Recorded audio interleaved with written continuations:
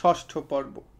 যদিচ ধর্মাচরণে নিজের মতিগতি নাই, কিন্তু যাহাদের আছে তাহাদেরও বিঘ্ন ঘটাই না। মনের মধ্যে নিঃসংশয় জানি ওই গুরুতর বিষয়ের কোনো অন্ধি সন্ধি আমি কোনো কালে খুঁজিয়া পাইব না। তথাপি ধার্মিকদের আমি ভক্তি করি। বিখ্যাত স্বামীজি ও সখ্যাত সাধুজি কাহাকেও ছোট বড় করি না। উভয়ের বাণী আমার কর্ণে সমান মধুবর্ষণ করে। বিশেষজ্ঞদের মুখে শুনিয়াছি বাংলাদেশের আধ্যাত্মিক সাধনার নিগুড় রহস্য বৈষ্ণব সম্প্রদায়ই সুগুপ্ত আছে, এবং সেইটাই নাকি বাংলার নিজস্ব খাঁটি জিনিস। ইতিপূর্বে সন্ন্যাসী সাধু সঙ্গ কিছু কিছু করিয়াছি, ফল লাভের বিবরণ প্রকাশ করিতে ইচ্ছা করি না। কিন্তু এবার যদি দৈবাৎ খাঁটি বস্তু কপালে জুটিয়া থাকে তো এ সুযোগ ব্যর্থ হইতে দিব না, সংকল্প করিলাম। পুটুর বউ ভাতের নিমন্ত্রণ আমাকে রাখিতেই হইবে। অন্তত সে কয়টা দিন কলিকাতার নিঃসঙ্গ মেষের পরিবর্তে বৈষ্ণবী আখড়ার আশেপাশে কোথাও কাটাইতে পারিলে আর যাই হোক জীবনের সঞ্চয়ে বিশেষ লোকসান ঘটিবে না। ভিতরে আসিয়া দেখিলাম কমললতার কথা মিথ্যা নয়, সেথায় কমলের বনই বটে, কিন্তু দলিত বিদলিত। মত্ত হস্তিকুলের সাক্ষাৎ মিলিল না, কিন্তু বহু পদচিহ্ন বিদ্যমান। বৈষ্ণবীরা নানা বয়সের ও নানা চেহারার এবং নানা কাজে ব্যাপৃত। কেহ দুধ জাল দিতেছে, কেহ ক্ষীর তৈরি করিতেছে, কেহ নাড়ু পাকাইতেছে, কেহ ময়দা মাখিতেছে, কেহ ফল মূল কাটিতেছে। এ সকল ঠাকুরের রাত্রের ভোগের ব্যাপার। একজন অপেক্ষাকৃত অল্প বয়সী বৈষ্ণবী এক মনে বসিয়া ফুলের মালা গাঁথিতেছে, এবং তাহারই কাছে বসিয়া আর একজন নানা রঙের ছাপানো ছোট ছোট বস্ত্রখণ্ড সযত্নে কুঞ্চিত করিয়া গুছাইয়া তুলিতেছে। সম্ভবত শ্রী শ্রী গোবিন্দজিউ কাল স্নানান্তে পরিধান করিবেন। কেহই বসিয়া নাই।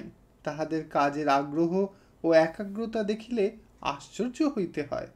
সকলেই আমার প্রতি চাহিয়া দেখিল, কিন্তু নিমেষ মাত্র। কৌতূহলের অবসর নাই। ওষ্ঠাধর সকলেরই নড়িতেছে, বোধহয় মনে মনে নাম জপ চলিতেছে। এদিকে বেলা শেষ হইয়া দু একটা করিয়া প্রদীপ জ্বলিতে শুরু করিয়াছে।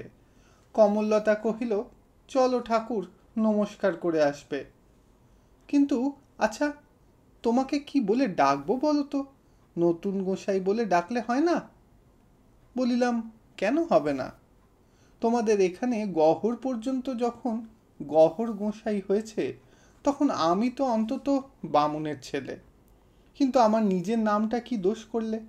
তার সঙ্গেই একটা গোসাই জুড়ে দাও না।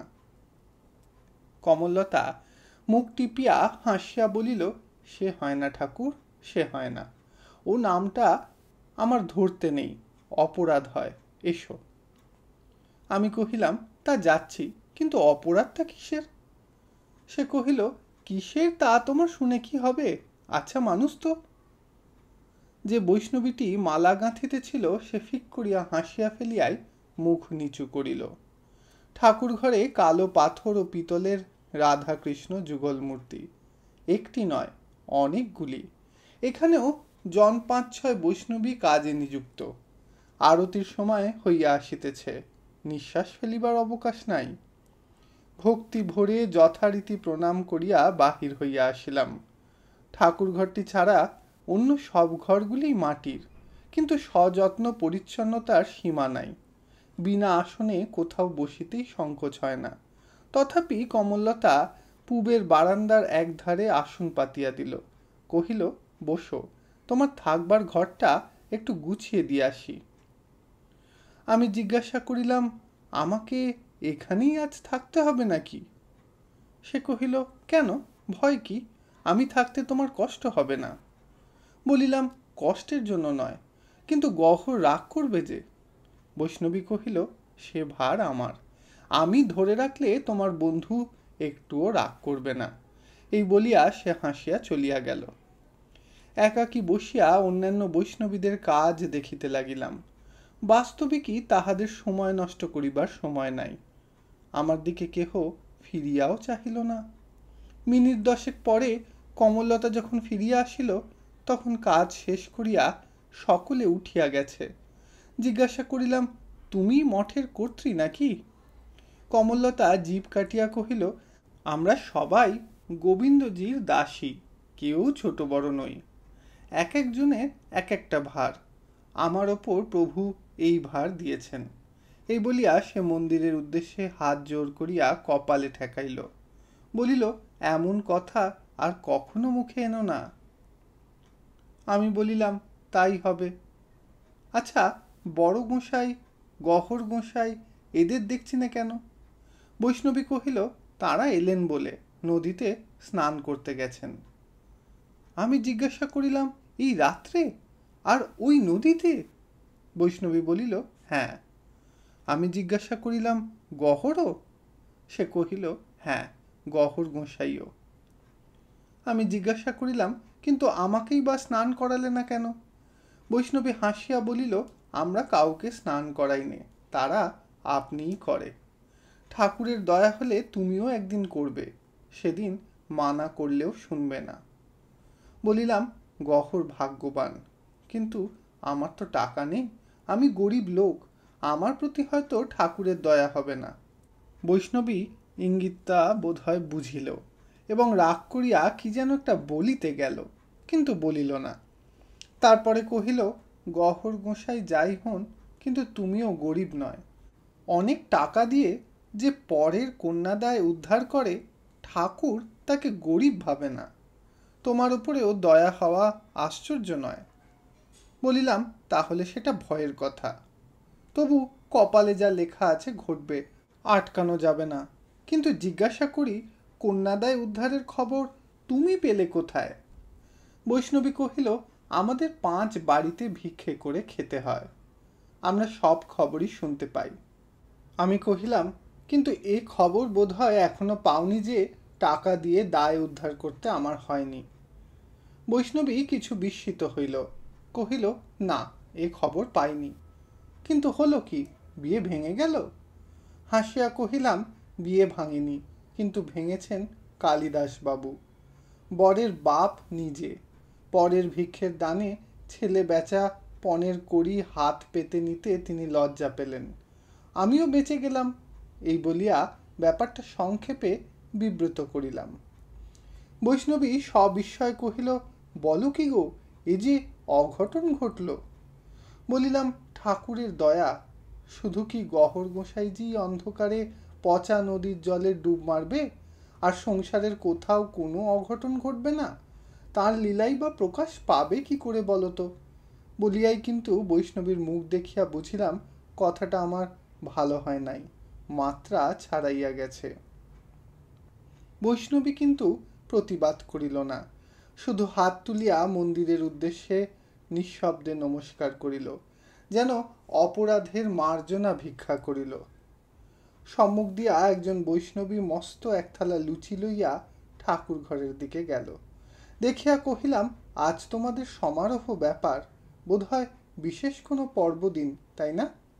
বৈষ্ণবী কহিল, না, আজ কোনো পর্বদিন নয়, এ আমাদের প্রতিদিনের ব্যাপার।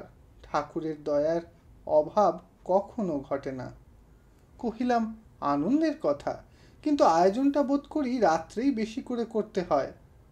বৈষ্ণবী কহিল, তাও না, সেবার সকাল সন্ধ্যা নাই, দয়া করে যদি দুদিন থাকো, নিজেই সব দেখতে পাবে।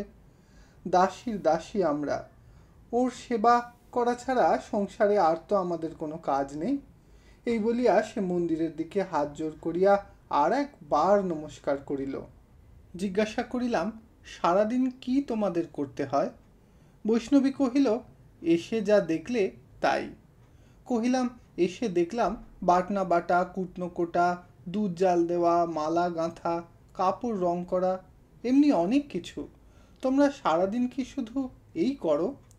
বৈষ্ণবী কহিল, হ্যাঁ, সারাদিন শুধু এই করি। জিজ্ঞাসা করিলাম, কিন্তু এসব তো কেবল ঘর গৃহস্থালির কাজ, সব মেয়েরাই করে, তোমরা ভজন সাধন করো কখন? বৈষ্ণবী কহিল, এই আমাদের ভজন সাধন। এই রাঁধা বাড়া, জল তোলা, কুটনো বাটনা, মালা গাঁথা, কাপড় ছোপানো, একেই বলে সাধনা? আমি আবার জিজ্ঞাসা করিলাম। বৈষ্ণবী বলিল, হ্যাঁ, একেই বলে সাধনা। দাস দাসীর এর চেয়ে বড় সাধনা আমরা পাবো কোথায় গোসাই? বলিতে বলিতে তাহার সজল চোখ দুটি যেন অনির্বচনীয় মাধুর্যে পরিপূর্ণ হইয়া উঠিল। আমার হঠাৎ মনে হইল, এই অপরিচিত বৈষ্ণবীর মুখের মতো সুন্দর মুখ আমি সংসারে কখনো দেখি নাই। বলিলাম, কমললতা, তোমার বাড়ি কোথায়? বৈষ্ণবী আঁচলে চোখ মুছিয়া হাসিয়া বলিল, গাছতলায়। আমি কহিলাম, কিন্তু গাছতলা তো আর চিরকাল ছিল না। বৈষ্ণবী কহিল, তখন ছিল ইট কাঠের তৈরি কোনো একটা বাড়ির ছোট্ট একটি ঘর। কিন্তু সে গল্প করার তো এখন আর সময় নেই গোসাই। এসো তো আমার সঙ্গে, তোমার নতুন ঘরটি দেখিয়ে দিই। চমৎকার ঘরখানি। বাঁশের আলনায় একটি পরিষ্কার তসরের কাপড় দেখাইয়া দিয়া কহিল, ওইটি পরে ঠাকুর ঘরে এসো, দেরি করো না যেন। এই বলিয়া সে দ্রুত পদে চলিয়া গেল। একধারে ছোট একটি তক্তপোষে পাতা বিছানা, নিকটেই জলচৌকির উপরে রাখা কয়েকখানি গ্রন্থ ও এক থালা বকুল ফুল। এই মাত্র প্রদীপ জ্বালিয়া কেহ বোধ হয় ধূপ ধুনা দিয়া গেছে। তাহার গন্ধ ও ধোঁয়ায় ঘরটি তখনও পূর্ণ হইয়া আছে। ভারী ভালো লাগিল। সারাদিনের ক্লান্তি তো ছিলই, ঠাকুর দেবতাকেও চিরদিন পাশ কাটাইয়া চলি, সুতরাং ওদিকের আকর্ষণ ছিল না। কাপড় ছাড়িয়া ঝুপ করিয়া বিছানায় শুইয়া পড়িলাম। কি জানি এ কাহার ঘর, কাহার শয্যা? অজ্ঞাত বৈষ্ণবী একটা রাত্রির জন্য আমাকে ধার দিয়া গেল, কিংবা হয়তো এ তাহার নিজেরই। কিন্তু এ সকল চিন্তায় মন আমার স্বভাবতই ভারী সংকোচ বোধ করে। অথচ আজ কিছু মনেই হইল না, যেন কত কালের পরিচিত আপনার জনের কাছে হঠাৎ আসিয়া পড়িয়াছি। বোধ হয় একটু তন্দ্রাবিষ্ট হইয়া পড়িয়াছিলাম। কে যেন দ্বারের বাহিরে ডাক দিল, নতুন গোসাই, মন্দিরে যাবে না? ওরা তোমাকে ডাকছেন যে। ধর্মর করিয়া উঠিয়া বসিলাম। মন্দিরা সহযোগে কীর্তন গান কানে গেল। বহু লোকের সমবেত কোলাহল নয়, গানের কথাগুলি যেমন মধুর তেমনি সুস্পষ্ট। বামা কণ্ঠ। রমণীকে চোখে না দেখিয়াও নিঃসন্দেহে অনুমান করিলাম এ কমললতা। নবীনের বিশ্বাস এই মিষ্ট স্বরই তাহার প্রভুকে মজাইয়াছে। মনে হইল অসম্ভব নয়, এবং অন্তত অসঙ্গতও নয়। মন্দিরে ঢুকিয়া নিঃশব্দে একধারে গিয়া বসিলাম। কেহ চাহিয়াও দেখিল না। সকলের দৃষ্টি রাধাকৃষ্ণের যুগল মূর্তির প্রতি নিবদ্ধ। মাঝখানে দাঁড়াইয়া কমললতা কীর্তন করিতেছে, মদন গোপাল জয় জয় যশোদা দুলাল কি, যশোদা দুলাল জয় জয় নন্দ দুলাল কি, নন্দ দুলাল জয় জয় গিরিধারী লাল কি, গিরিধারী লাল জয় জয় গোবিন্দ গোপাল কি। এই সহজ ও সাধারণ গুটি কয়েক কথার আলোড়নে ভক্তের গভীর বক্ষস্থল মন্থিত করিয়া কি সুধা তরঙ্গিত হইয়া উঠে তাহা আমার পক্ষে উপলব্ধি করা কঠিন। কিন্তু দেখিতে পাইলাম উপস্থিত কাহারও চক্ষুই শুষ্ক নয়।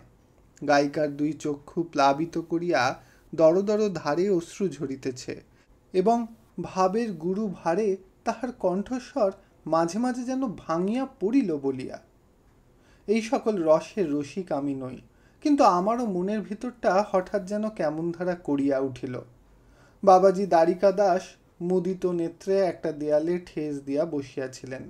তিনি সচেতন কি অচেতন বুঝা গেল না, এবং শুধু কেবল ক্ষণকাল পূর্বেই স্নিগ্ধ হাস্য পরিহাস চঞ্চল কমললতাই নয়, সাধারণ গৃহকর্মে নিযুক্তা যে সকল বৈষ্ণবীদের এই মাত্র সামান্য তুচ্ছ কুরূপা মনে হইতেছিল, তাহারাও যেন এই ধূপ ও ধূনায় ধূমাচ্ছন্ন গৃহের অনুজ্জ্বল দীপালোকে আমার চোখে মুহূর্তকালের জন্য অপরূপ হইয়া উঠিল। আমারও যেন মনে হইতে লাগিল অদূরবর্তী ওই পাথরের মূর্তি সত্যই চোখ মেলিয়া চাহিয়া আছে, এবং কান পাতিয়া কীর্তনের সমস্ত মাধুর্য উপভোগ করিতেছে। ভাবের এই বিহল মুগ্ধতাকে আমি অত্যন্ত ভয় করি। ব্যস্ত হইয়া বাহিরে চলিয়া আসিলাম, কেহ লক্ষ্যও করিল না। দেখি প্রাঙ্গণের একধারে বসিয়া গহর কোথাকার একটা আলোর রেখা আসিয়া তাহার গায়ে পড়িয়াছে। আমার পদশব্দে তাহার ধ্যান ভাঙিল না, কিন্তু সেই একান্ত সমাহিত মুখের প্রতি চাহিয়া আমিও নড়িতে পারিলাম না, সেইখানে স্তব্ধ হইয়া রহিলাম। মনে হইতে লাগিল শুধু আমাকেই একাকী ফেলিয়া রাখিয়া এ বাড়ির সকলেই যেন আর এক দেশে চলিয়া গেছে, সেখানের পথ আমি চিনি না। ঘরে আসিয়া আলো নিবাইয়া শুইয়া পড়িলাম। নিশ্চয়ই জানি জ্ঞান বিদ্যা ও বুদ্ধিতে আমি ইহাদের সকলের বড়, তথাপি কিসের ব্যথায় জানি না মনের ভিতরটা কাঁদিতে লাগিল, এবং তেমনি অজানা কারণে চোখের কোণ বাহিয়া বড় বড় ফোঁটা গড়াইয়া পড়িল। কতক্ষণ ঘুমাইয়াছিলাম জানি না। কানে গেল, ওগো নতুন গোসাই। জাগিয়া উঠিয়া বলিলাম, কে? আমি গো, তোমার সন্ধ্যাবেলার বন্ধু। এত ঘুমোতেও পারো? অন্ধকার ঘরে চৌকাঠের কাছে দাঁড়াইয়া কমললতা বৈষ্ণবী। বলিলাম, জেগে থেকে লাভ হতো কি? তবু সময়টার একটু সদ্ব্যবহার হলো। সে কহিল, তা জানি, কিন্তু ঠাকুরের প্রসাদ পাবে না? আমি কহিলাম, পাব। সে কহিল, তবে ঘুমোচ্ছ যে বড়। আমি কহিলাম, জানি বিঘ্ন ঘটবে না, প্রসাদ পাবই। আমার সন্ধ্যাবেলাকার বন্ধু রাত্রেও পরিত্যাগ করবে না। বৈষ্ণবী সহাস্যে কহিল, সে দাবি বৈষ্ণবের, তোমাদের নয়। বলিলাম, আশা পেলে বৈষ্ণব হতে কতক্ষণ? তুমি গহরকে পর্যন্ত গোসাই বানিয়েছ, আর আমি কি এত অবহেলার? হুকুম করলে বৈষ্ণবের দাসানুদাস হতেও রাজি। কমললতার কণ্ঠস্বর একটুখানি গম্ভীর হইল। কহিল, বৈষ্ণবদের সম্বন্ধে তামাশা করতে নেই গোসাই, অপরাধ হয়।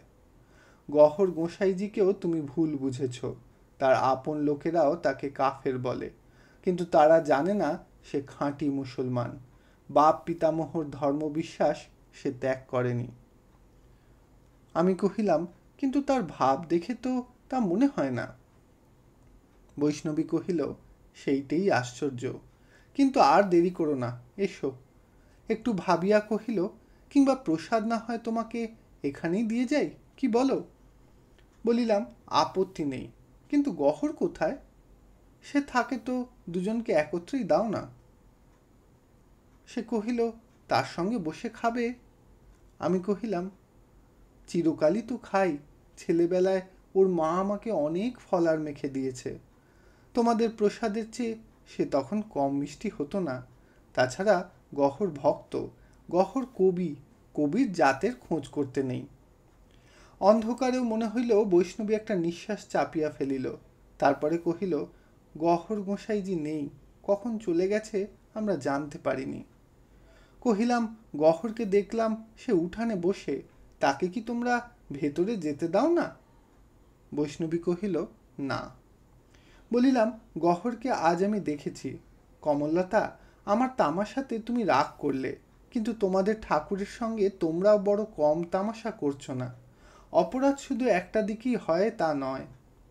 বৈষ্ণবী এ অনুযোগের আর জবাব দিল না, নীরবে বাহির হইয়া গেল।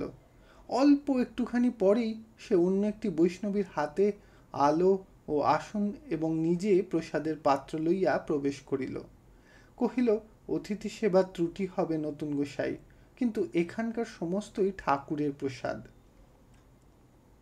হাসিয়া বলিলাম, ভয় নেই গো সন্ধ্যার বন্ধু, বৈষ্ণব না হয়েও তোমার নতুন গোসাইজির রসবোধ আছে। আতিথ্যের ত্রুটি নিয়ে সে রস ভঙ্গ করে না। রাখো কি আছে, ফিরে এসে দেখবে প্রসাদের কণিকাটুকুও অবশিষ্ট নেই। ঠাকুরের প্রসাদ অমনি করেই তো খেতে হয়। এই বলিয়া কমললতা নিচে ঠাঁই করিয়া সমুদয় খাদ্য সামগ্রী একে একে পরিপাটি করিয়া সাজাইয়া দিল। পরদিন অতি প্রত্যুষেই ঘুম ভাঙিয়া গেল কাঁসর ঘণ্টার বিকট শব্দে। সুবিপুল বাদ্য ভাণ্ড সহযোগে মঙ্গল আরতি শুরু হইয়াছে। কানে গেল ভোরের সুরে কীর্তনের পদ। কানু গলে বনমালা বিরাজে, রাই গলে মতি সাজে, অরুণিত চরণে মঞ্জির রঞ্জিত খঞ্জন গঞ্জন লাজে। তারপরে সারাদিন ধরিয়া চলিল ঠাকুর সেবা, পূজা পাঠ কীর্তন, নামানো খাওয়ানো, গা মোছানো, চন্দন মাখানো, মালা পরানো, ইহার আর বিরাম বিচ্ছেদ নাই। সবাই ব্যস্ত, সবাই নিযুক্ত। মনে হইল পাথরের দেবতারই এই অষ্টপ্রহরব্যাপী অফুরন্ত সেবা সহে। আর কিছু হইলে এত বড় ধকলে কবে খইয়া নিঃশেষ হইয়া যাইত। কাল বৈষ্ণবীকে জিজ্ঞাসা করিয়াছিলাম, তোমরা সাধন ভজন করো কখন? সে উত্তরে বলিয়াছিল, এই তো সাধন ভজন। সবিষয় প্রশ্ন করিয়াছিলাম, এই রাঁধা বাড়া, ফুল তোলা, মালা গাঁথা, দুধ জাল দেওয়া, একেই বলে সাধনা? সে মাথা নাড়িয়া তখনই জবাব দিয়া বলিয়াছিল, হ্যাঁ, আমরা একেই বলি সাধনা। আমাদের আর কোনো সাধন ভজন নেই। আজ সমস্ত দিনের কাণ্ড দেখিয়া বুঝিলাম কথাগুলা তাহার বর্ণে বর্ণে সত্য। অতিরঞ্জন অত্যুক্তি কোথাও নাই। দুপুরবেলায় কোনো এক ফাঁকে বলিলাম, কমললতা, আমি জানি তুমি অন্য সকলের মতো নও। সত্যি বলো তো, ভগবানের প্রতীক এই যে পাথরের মূর্তি। বৈষ্ণবী হাত তুলিয়া আমাকে থামাইয়া দিল, কহিল, প্রতীক কি গো? উনি যে সাক্ষাৎ ভগবান, এমন কথা আর কখনো মুখেও এনো না নতুন গোসাই। আমার কথায় সেই যেন লজ্জা পাইল বেশি। আমিও কেমন এক প্রকার অপ্রস্তুত হইয়া পড়িলাম।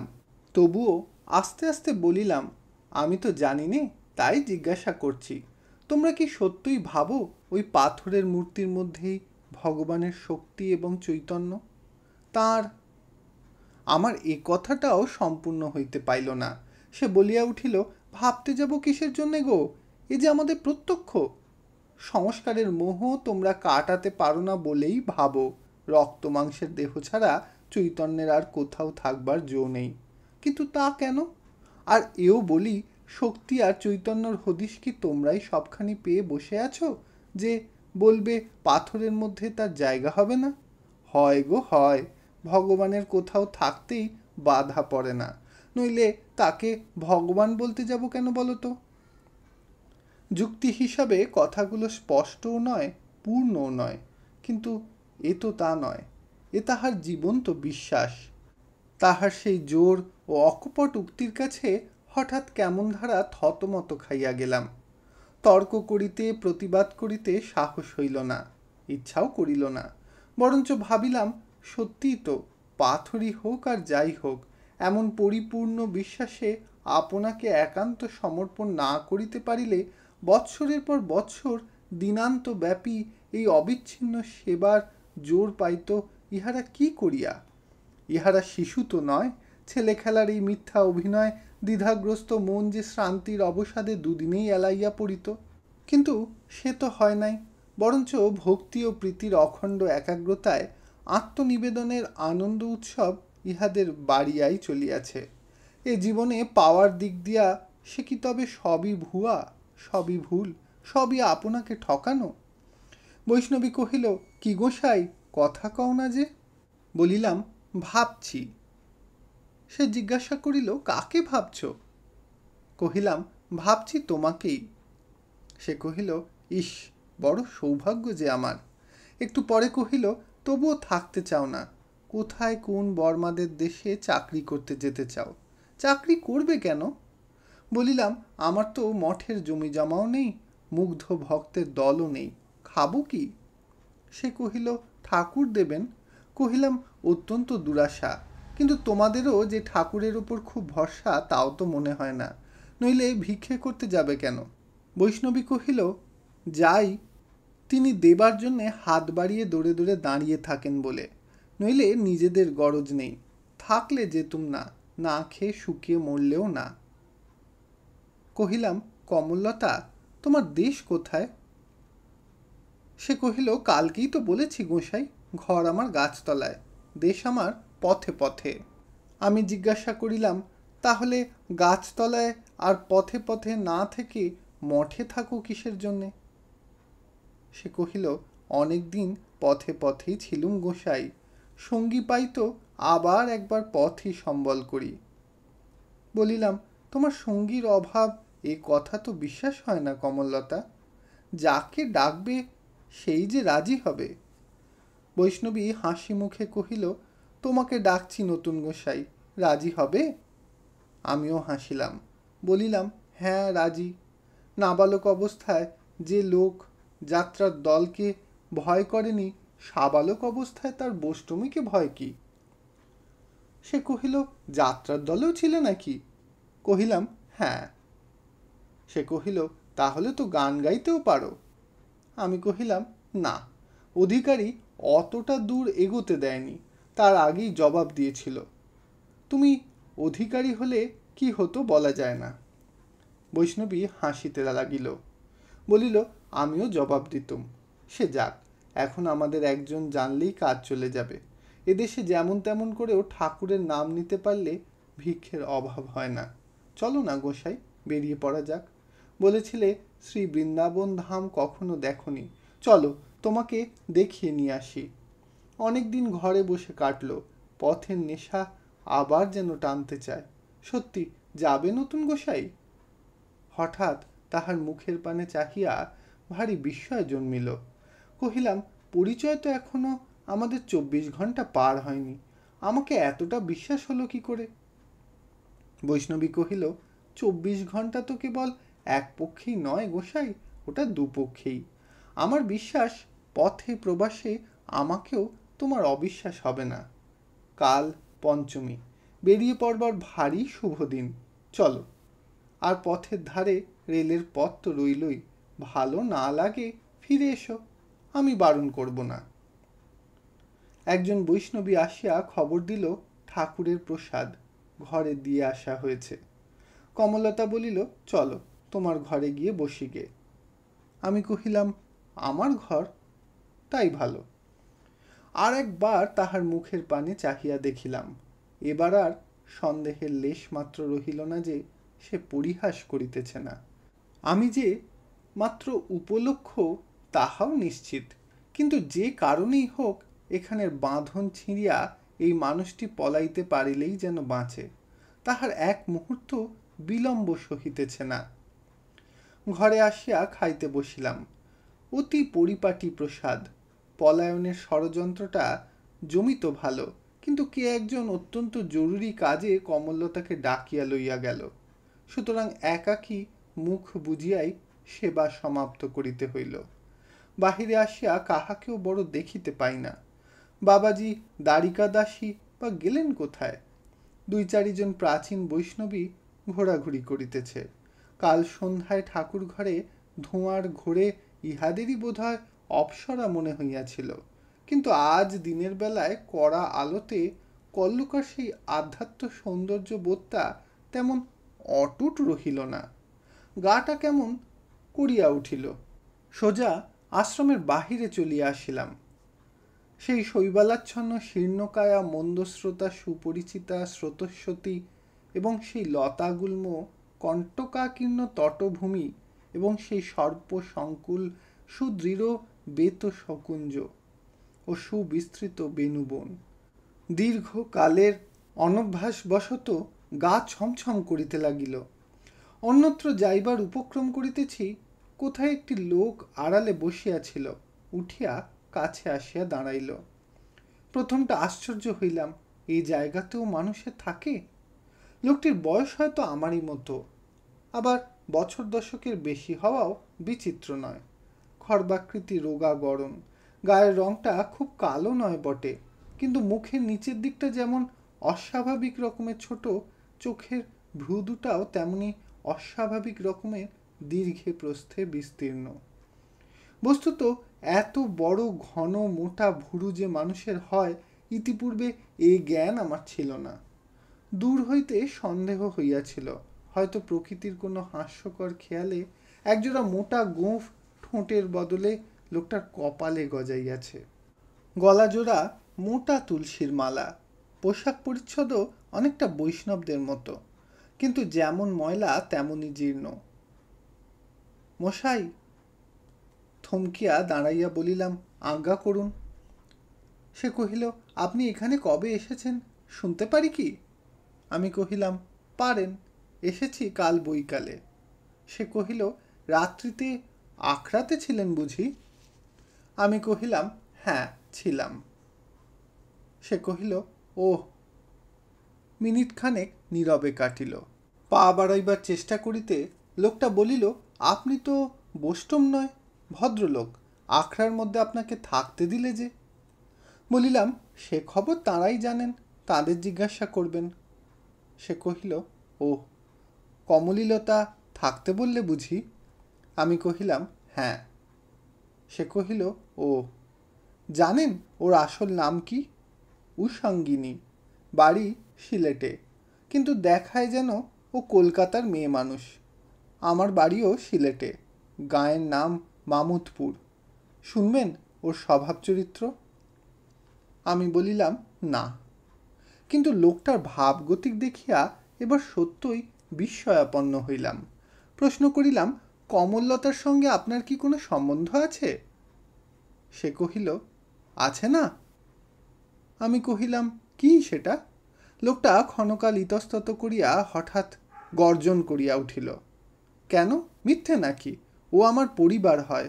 ওর বাপ নিজে থেকে আমাদের কণ্ঠী বদল করিয়েছিল, তার সাক্ষী আছে। কেন জানি না, আমার বিশ্বাস হইল না। জিজ্ঞাসা করিলাম, আপনারা কি জাত? সে কহিল, আমরা সাদোষ তিলি। আমি কহিলাম, আর কমললতারা? প্রত্যুত্তরে লোকটা তাহার সেই মোটা ভ্রুজোড়া ঘৃণায় কুঞ্চিত করিয়া বলিল, ওরা শুঁড়ি, ওদের জলে আমরা পা ধুইনে, একবার ডেকে দিতে পারেন? আমি কহিলাম, না, আখড়ায় সবাই যেতে পারে, ইচ্ছে হলে আপনিও পারেন। লোকটা রাগ করিয়া বলিল, যাব মশাই যাব, দারোগাকে 2 পয়সা খাইয়ে রেখেছি, প্যায়দা সঙ্গে করে একেবারে ঝুঁটি ধরে টেনে বার করে আনব। বাবাজির বাবাও রাখতে পারবে না, শালা রাস্কেল কোথাকার। আর বাক্য ব্যয় না করিয়া চলিতে লাগিলাম। লোকটা পিছন হইতে কর্কশ কণ্ঠে কহিল, তাতে আপনার কি হলো? গিয়ে একবার ডেকে দিলে কি শরীর ক্ষয়ে যেত নাকি? ওহ, ভদ্রলোক। আর ফিরিয়া চাহিতে ভরসা হইল না, পাছে রাগ সামলাইতে না পারি এবং এই অতি দুর্বল লোকটার গায়ে হাত দিয়া ফেলি, এই ভয়ে একটু দ্রুত পদেই প্রস্থান করিলাম। মনে হইতে লাগিল, বৈষ্ণবীর পলাইবার হেতুটা বোধ হয় এইখানেই কোথায় জড়িত। মনটা বিগড়াইয়াছিল। ঠাকুর ঘরে নিজেও গেলাম না, কেহ ডাকিতেও আসিল না। ঘরের মধ্যে একখানি জলচৌকির উপরে গুটি কয়েক বৈষ্ণব গ্রন্থাবলী সযত্নে সাজানো ছিল। তাহারই একখানা হাতে করিয়া প্রদীপটা শিয়রের কাছে আনিয়া বিছানায় শুইয়া পড়িলাম। বৈষ্ণব ধর্মশাস্ত্র অধ্যয়নের জন্য নয়, শুধু সময় কাটাইবার জন্য। ক্ষোভের সহিত একটা কথা বারবার মনে হইতেছিল, কমললতা সেই যে গিয়াছে, আর আসে নাই। ঠাকুরের সন্ধ্যা আরতি যথারীতি আরম্ভ হইল। তাহার মধুর কণ্ঠ বারবার কানে আসিতে লাগিল এবং ঘুরিয়া ফিরিয়া কেবল সেই কথাটাই মনে হইতে লাগিল, কমললতা সেই অবধি কোনো তত্ত্বই আমার লয় নাই। আর সেই ভ্রুওয়ালা লোকটা, কোনো সত্যই কি তাহার অভিযোগের মধ্যে নাই? আরও একটা কথা, গহর কই, সেও তো আজ আমার খোঁজ লইল না। ভাবিয়াছিলাম দিন কয়েক এখানেই কাটাইব, পুটুর বিবাহের দিনটি পর্যন্ত, কিন্তু সে আর হয় না, হয়তো কালই কলিকাতায় রওনা হইয়া পড়িব। ক্রমশ আরতি ও কীর্তন সমাপ্ত হইল। কল্লকার সেই বৈষ্ণবী আসিয়া আজও বহু যত্নে প্রসাদ রাখিয়া গেল, কিন্তু যে জন্য পথ চাহিয়াছিলাম তাহার দেখা মিলিল না। বাহিরে লোকজনের কথাবার্তা, আনাগোনার পায়ের শব্দ ক্রমশ শান্ত হইয়া আসিল।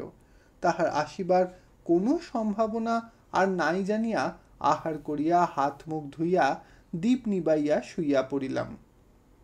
বোধ করি তখন অনেক রাত্রি। কানে গেল, নতুন গোসাই। জাগিয়া উঠিয়া বসিলাম। অন্ধকারে ঘরের মধ্যে দাঁড়াইয়া কমললতা আস্তে আস্তে বলিল, আসিনি বলে মনে মনে বোধ হয় অনেক দুঃখ করেছ, তাই না গোসাই? বলিলাম, হ্যাঁ করেছি। বৈষ্ণবী মুহূর্তকাল নীরব হইয়া রহিল, তারপরে বলিল, বনের মধ্যে ও লোকটা তোমাকে কি বলছিল? আমি জিজ্ঞাসা করিলাম, তুমি দেখেছিলে নাকি? সে কহিল, হ্যাঁ। বলছিল সে তোমার স্বামী, অর্থাৎ তোমাদের সামাজিক আচার মতে তুমি তার কণ্ঠী বদল করা পরিবার। কমলতা জিজ্ঞাসা করিল, তুমি বিশ্বাস করেছ? আমি কহিলাম, না, করিনি। বৈষ্ণবী আবার ক্ষণকাল মৌন থাকিয়া কহিল, সে আমার স্বভাব চরিত্রের ইঙ্গিত করেনি? আমি কহিলাম, করেছে। সে জিজ্ঞাসা করিল, আমার জাত? আমি কহিলাম, হ্যাঁ, তাও করেছে। বৈষ্ণবী একটুখানি থামিয়া বলিল, শুনবে আমার ছেলেবেলার ইতিহাস? কিন্তু হয়তো তোমার ঘৃণা হবে। বলিলাম, তবে থাক, ও আমি শুনতে চাই নে। সে জিজ্ঞাসা করিল, কেন? বলিলাম, তাতে লাভ কি কমললতা? তোমাকে আমার ভারী ভালো লেগেছে, কিন্তু কাল চলে যাব, হয়তো আর কখনো আমাদের দেখাও হবে না। নিরর্থক আমার সেই ভালো লাগাটুকু নষ্ট করে ফেলে ফল কি হবে বলো তো? বৈষ্ণবী এবার অনেকক্ষণ চুপ করিয়া রহিল। অন্ধকারে নিঃশব্দে দাঁড়াইয়া সে কি করিতেছে ভাবিয়া পাইলাম না। জিজ্ঞাসা করিলাম, কি ভাবছ? ভাবছি কাল তোমাকে যেতে দেব না। জিজ্ঞাসা করিলাম, তবে কবে যেতে দেবে? সে কহিল, যেতে কোনোদিনই দেব না, কিন্তু অনেক রাত হলো, ঘুমো, মশারিটা ভালো করে গোঁজা আছে তো? আমি বলিলাম, কি জানি, আছে বোধ হয়। বৈষ্ণবী হাসিয়া কহিল, আছে বোধ হয়? বাহ, বেশ তো। এই বলিয়া সে কাছে আসিয়া অন্ধকারী হাত বাড়াইয়া বিছানার সকল দিক পরীক্ষা করিয়া বলিল, ঘুমো গোসাই, আমি চললুম। এই বলিয়া সে পা টিপিয়া বাহির হইয়া গেল এবং বাহির হইতে অত্যন্ত সাবধানে দরজা বন্ধ করিয়া দিল। ইতি শ্রীকান্ত উপন্যাসের ৪র্থ খণ্ডের ৬ষ্ঠ পর্ব সমাপ্ত হইল। ধন্যবাদ।